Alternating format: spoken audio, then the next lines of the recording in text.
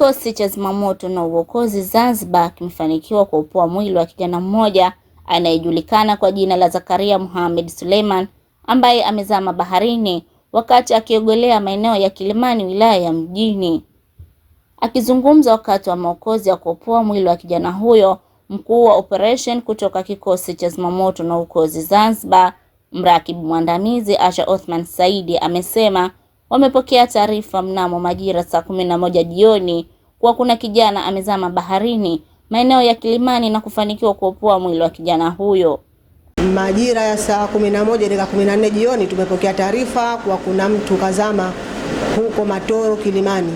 Hatua tulichukua kama kadetu ni kuelekea kwenye eneo la tukio, na tumefika eneo la tukio tukaendelea kumtafuta mtu huyo na kufanikiwa kumwokoa mnamo majira saa 2:55 usiku. Chanzo cha tukio la mtu huyo ni kwenda kuogelea na pamoja na wenzake. Aidha, mrakibu mwandamizi Asha ametoa wito kwa wananchi kuacha kwenda kuogelea, hususan kipindi hichi cha upepo mkali ambao unaweza kusababisha madhara makubwa.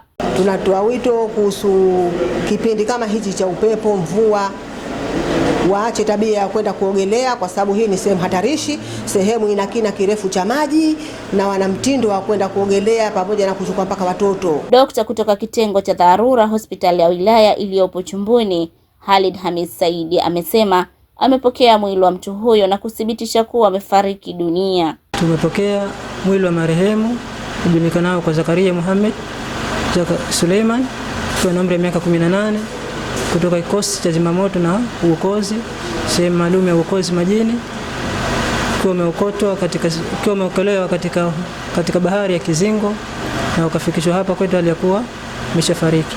Kwa hiyo umehifadhiwa sehemu ya kuhifadhia maiti kwa ajili ya uchunguzi zaidi.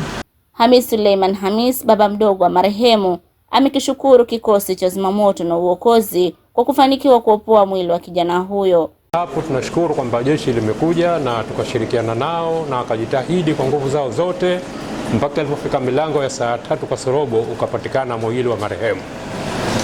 Baada ya hapo tukachukua hatua, tukaja naye mpaka hospitali ya Chumbuni, na kwa sasa hapa ndo tulipo kwa kufuata taratibu za kisheria za madokta.